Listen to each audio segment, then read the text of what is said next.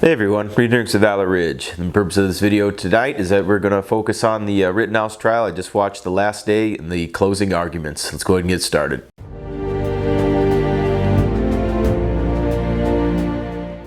Folks, I watched this all day today. I took a lot of notes. We got some things to talk about, and what we're going to discuss in this is the defense as well as the prosecution.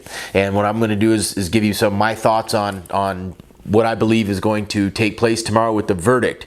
So a late video tonight, but they just got done literally 10 minutes ago with their closing remarks. So let's go ahead and get started. All right, first things first, when I see the prosecution in this, I don't know if it's just me or maybe some of you watching this too, but the two guys that they ponied up there for the prosecution are two of the least likable people that I've ever had the displeasure of looking at and hearing talk. I just don't know if it's just their appearance or their cadence of speech or what they stand for. It just really irks me, man. And I don't know if you guys watching this video thought that too, but the prosecution, yeah, I would absolutely not ever want to run into those guys out in public. Very, very unpleasant. But personal feelings aside, let's talk about their arguments and what they brought to the table today. I will spare you the 5, 6, 7 hours of watching their argument, and their entire premise, their entire argument is that you can't shoot someone who's unarmed. That is their entire belief system. That's what they claim that Rittenhouse violated, was that he shot unarmed people. The big remark that one of the prosecutors said was that you lose your right to self-defense when you bring a gun into a situation.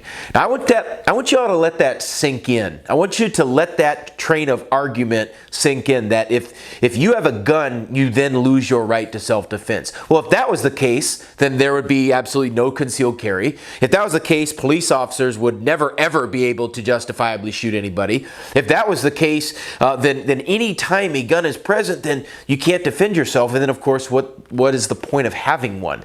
See, having a firearm isn't just to defend yourself against a person with another gun. Having a firearm isn't just having a firearm, similar with a knife. So their entire premise was that if you bring a gun, you lose your right to self-defense, and you can't shoot somebody who's unarmed. The main points of the prosecution revolved around him shooting an unarmed individual or a couple unarmed individuals, and that also he should have done many other things before deciding to shoot somebody if he really felt his life was threatened. Some of the options that they suggested to Kyle Rittenhouse during the closing remarks were that he should have called 911. He should have put the gun down. He should have told the crowd and explained his actions to the crowd, and that maybe he should have just surrendered to the crowd to begin with. Oh, my favorite one, warning shots. He should have fired warning shots. Aren't there people across the country that get charged with negligent discharge of a firearm across this country? Isn't that what Vice President at the time, Biden, used to say about firing a couple blasts with a shotgun at somebody to scare them off? I think these leftists need to stop getting their talking points from CNN. I think these leftists need to understand what true self-defense is and what firearms, and they should get some knowledge on firearms and the use of deadly force and lethal force before they start commenting on this stuff. The prosecutor tried to make the argument that real serious people there that night, those people with military experience, decided to carry handguns instead of an AR-15, and that Kyle Rittenhouse said, no, should not have been using an AR-15 because even veterans decided to carry concealed. Look, hate to burst your bubble, guys out there, but veterans are not the ultimate authority on firearms. Veterans are not the ultimate authority on what you should or shouldn't use in a situation. I served with people that could hardly put 2 and 2 together. So they're really not the ultimate authority as to what firearms that you should use. That's an individual decision based on every unique situation as to what firearm that you can use. But certainly, had a person been in a situation where there are hundreds of people that are violent, people that are looting, people that are rioting, people that are burning things down, people that are threatening other people's lives, if you had a crowd of people as an individual, an AR-15 would be a very good choice. But the prosecutors seem to frame it that somehow that only serious people would have handguns with hollow points. And that brings me to the laughable part of the entire case, where they tried to frame Kyle Rittenhouse as this evil person because he loaded his weapon with ultimately lethal full metal jacket rounds. Now, see, here's the funny part about lawyers. when you go to trial, if you use full metal jacket bullets, you're putting something that's designed to go through somebody, that's designed to just, erase the physics of the universe by its power. Full metal jacket. But if you use hollow points, if they want to prosecute you for hollow points, you want to cause as much damage as possible. You want bullets that expand and cause as much tissue damage as possible. So you're screwed if you do, and you're screwed if you don't with these lawyers, because they love to do this legal circle jerk of trying to paint you as a horrible person. So the very fact that Kyle had full metal jacket rounds in his rifle, it wouldn't be my first choice for self-defense. But if that's all you got, I'm sure the bad guy doesn't really care what he gets shot at with 3,100 feet per second. And then one of the last laughable points of the prosecution was he loaded his rifle with a 30-round magazine, fully 30-round magazine. And, what's funny is that they don't mention that he only shot 8 rounds on 3 people. That's pretty good round count, Kyle. Good shooting. I think 8 rounds out of 30 against 3 adversaries, you are like right at our ratio of 3 rounds or less to service each threat. So good marksmanship on your end, young man. Prosecution, here's the thing. They don't know what they don't know about firearms and training. They really don't. I think it's great that they tried to frame him as this person that didn't try to do anything. He just immediately shot first. Well, that's not what happened. Kyle ran 2 blocks away. He had people grab his rifle. How do we know this? Because the autopsy reports reveal that their hands and their arms were scorched with powder burns as well as the other propellants in that rifle. So I don't know about you guys, but you got to be pretty darn close to have your hands scorched by gunfire. You've got to be very close to that muzzle, certainly close enough to reach out and grab it in order to be able to get that close to cause that kind of physical problems. And I don't know about you guys, but I was taught, as not only in the U.S. Marine Corps, but also as a police officer, I was taught that anybody that grabs your weapon is in fact committing a deadly force threat against you. This is obvious. I mean, what do you think a police officer would do anywhere across this country if a bad guy reached out for their pistol, reached out for their shotgun, reached out for their rifle and grabbed it and tried to take it away from them? What do you think the standard would be for them?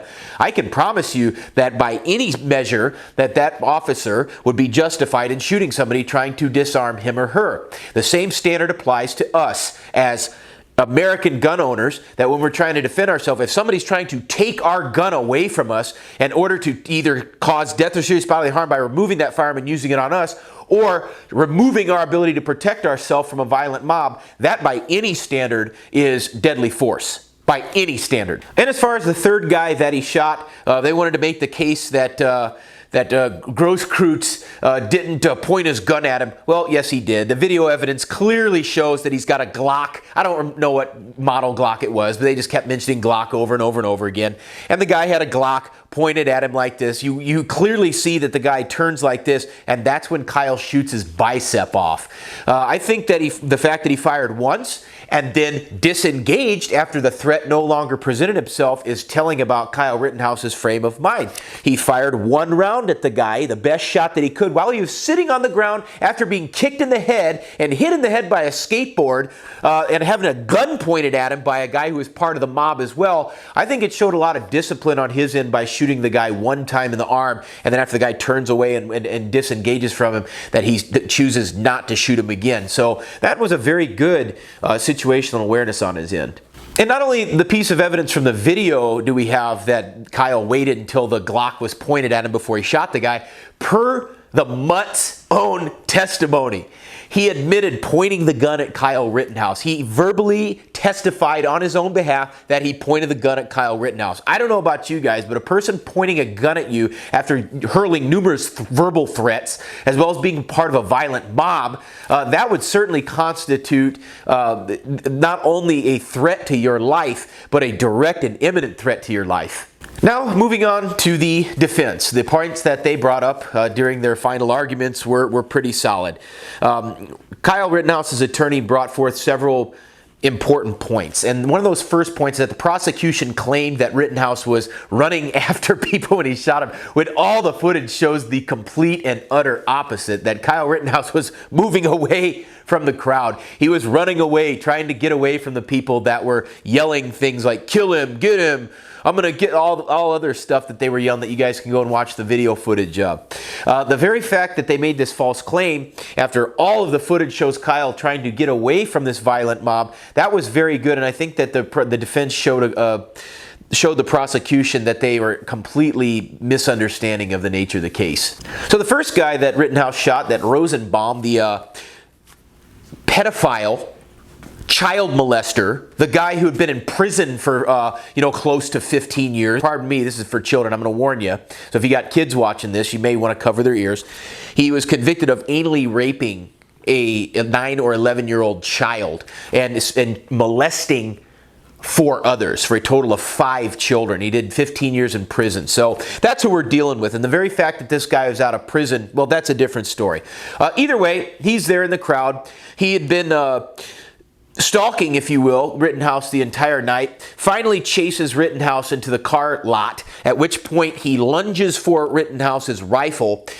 Kyle shoots him. Now, the prosecutor made the case that, oh, he shouldn't have shot him 4 times. He should have shot him once because that immobilized him. But what these people don't understand is the speed at which shootings take place.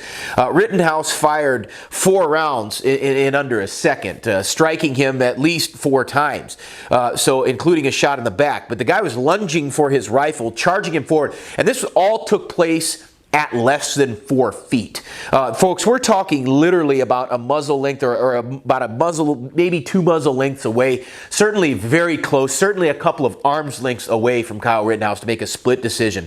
Shooting 4 rounds at that distance would certainly be a standard response in any respectable firearms training course, to include any law enforcement training, to include any military training, and to include any training in the commercial firearms industry. That would be a standard response on any threat that close to you at close quarters. So the fact that the prosecution expects him to disengage after firing 1 round only shows not only an improper understanding of human physiology, but an improper understanding of firearms training that's structured properly. So that is a moot point what the prosecutors brought to the table. Kyle Rittenhouse shot to stop the threat, and it took 4 rounds for that threat to stop trying to reach for his rifle. So he shot Rosenbaum 4 times, and at that point, there you go. Then the crowd turns on him. Kyle runs to go back to the police, trying to turn himself in for what he did.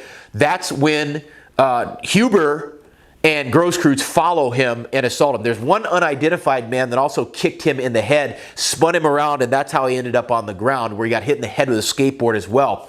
And that's why Kyle Rittenhouse shot 2 people from the ground. That's why he did that, because he ended up getting thrown down to the ground. So during this pursuit, and the bad guys were chasing Rittenhouse, but during this pursuit, he was hit in the head. He was not only kicked in the head, which certainly would constitute deadly force. A person kicking you in the head can certainly cause death or serious bodily harm. This is a very well-known fact in any combat sports, especially in an uncontrolled environment, especially when you're out on the move, out on the street. You get kicked in the head, you can easily get knocked out and be disarmed. You could easily, and there are people that get killed all the time. Then during the whole knockout game thing, people are getting hit unawares. They're getting hit in the side of the head. They're getting hit in the back of the head, and there are many documented incidents of people dying from getting hit when they're unexpectedly getting hit. Kyle Rittenhouse got hit running away. He's not expecting that. He gets hit in the head, and then he gets fallen down to the ground. And guys, I'm here to tell you, if the prosecutor really wants to go into crime statistics, I'll gladly say that there are more people killed with feet and hands than there are with rifles in this country. So don't tell me that fists and feet don't kill people, especially when a person is unprotected and unexpecting of that blow. It happens all the time, and certainly a kick to the head is there. If you saw somebody kicking a little old lady in the head on the street, that would certainly constitute deadly force. If you saw somebody who is completely almost unconscious, unprotected, getting hit, that's a major problem. So Kyle Rittenhouse not only absorbed a kick to the head, he absorbed a skateboard getting hit, and so the prosecution wants to make a deal. Oh, it's a skateboard, kids ride them all the time. That's great.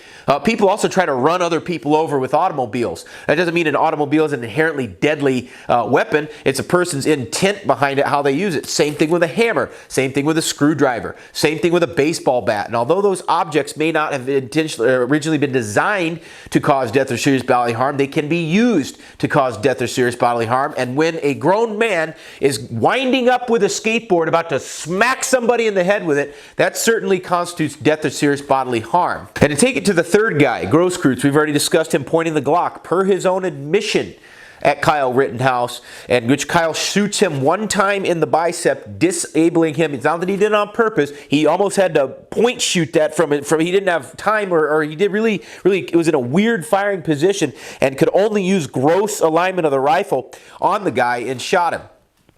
Now, how do we know the guy's intent that was there to kill him? Well, number one, admission, he pointed his gun at Kyle Rittenhouse at the trial. That's a testimony. We have further evidence in a Facebook post that the guy made shortly after the original incident last year and said, "My only regret is that I didn't fire first and empty the entire clip into the kid." That's his words on his Facebook page, folks. So you tell me what his intent was that night, going out with a pistol, pointing it at Kyle Rittenhouse, for not only his own testimony in court, but his testimony on his own social media page. Detectives interviewed for the case did say that the Rosenbaum did chase Kyle Rittenhouse. So in other words, chasing somebody means someone's running away and you're pursuing them afterwards. So Kyle Rittenhouse did not provoke a fight. Kyle Rittenhouse was running away. And so the detectives that were interviewed in the case also substantiated the defense's case. In addition, FBI drone footage shows Kyle Rittenhouse running away, trying to get out of the crowd, trying to create space, create distance. The defense did a very nice job using that footage as well. The oddest thing to me was the prosecution deciding to charge him with premeditated murder before all of the evidence from the scene had been collected and even before the autopsies were completed in this. That was an odd thing, because normally as an attorney you would wait until you have all the facts, that way you can arrange your things, make your charges, make your indictments, and go to grand jury. However, this office in Kenosha decided that they were not going to wait until all that happened, so they decided to stack the bed against Kyle Rittenhouse. So in case you guys hadn't figured out, I think that this is probably one of the clearest cut cases of self-defense that we've had in modern times that's been this high profile. So my opinion on this trial is that the prosecution is grossly out of touch with reality. I think that they are political hacks. I think that that this is a political trial. I think that that these people are so far removed from reality that they went so far as to call the crowd brave that night. This is the same crowd that committed major property damage, that set fires and committed arson all across the city. The same crowd that is chanting "Death to America," and the same crowd that tried to storm the very courthouse that this trial was taking place at last year. So that's the brave crowd according to the prosecution. That's how out of touch that these people are. And the most disturbing comments that the prosecution made was that Kyle Rittenhouse should have turned himself into the crowd, that he should have fired warning shots, that he should have just dropped the rifle and put it down, that he should have explained himself to the crowd as if there's some authority. You have a gross misunderstanding of deadly force. You even have the prosecuting attorney incorrectly stating the standard of deadly force, which is universally accepted in cases nationwide. He intentionally misled the jury about what the definition of deadly force is, incorrectly stating it. So quite frankly, if there is any justice in this world, this is one of the clearest cut cases of self-defense in modern American history. If Kyle Rittenhouse is found guilty on any of these charges, then there is no right to self-defense in the United States anymore. If he's found guilty on any of these charges, then what you have is a show trial, and what you have is a standard of justice that just simply doesn't exist anymore.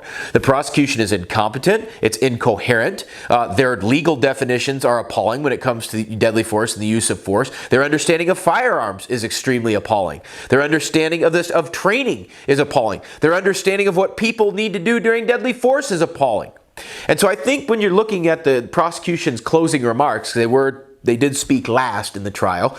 He said he should have fired one shot and seen that he was disabled. Notice all the should. Notice all the conditional tense verbs. That's somebody that's wholly unfamiliar with violence, the use of deadly force, or the knowledge of what the standard of deadly force is. And when you've got people that pretend like they know what's going on, putting a young man on trial, possibly for the rest of his life, that's a very dangerous precedent to set in the United States of America. However, the defense did a very good job during this case. I think that they shredded any credibility that the prosecution had, and its witnesses also. And I think that anybody on that jury that has any sense, half sense, would clearly vote to acquit Kyle Rittenhouse of any and all charges in this case. Folks, we go over a lot of this material in our classes here at Valor. We do pistol and rifle classes. We cover this material. We cover a lot of the uses of deadly force. And if you want to learn how to get more proficient with your firearms, whether it's a pistol or rifle, coming out for us in 2022. Our classes are sold out for the rest of this year, but we do have spots available for next year. Not for long. They usually sell out pretty early. Don't want to turn you guys away. So I also covered this information in my pistol craft book and my American Rifleman book as well. If you found the information in the video helpful, subscribe to the channel, follow me on Facebook and social media. That link is in the description box below. And we'd really love to see you in class next year at Valor Ridge. And let's all pray for the right verdict to be rendered in this case, and true justice and righteousness be done. This is Reid Henrichs with Valor Ridge reminding you the lessons that we learn are written on the tombstones of others. We'll see you on the ridge.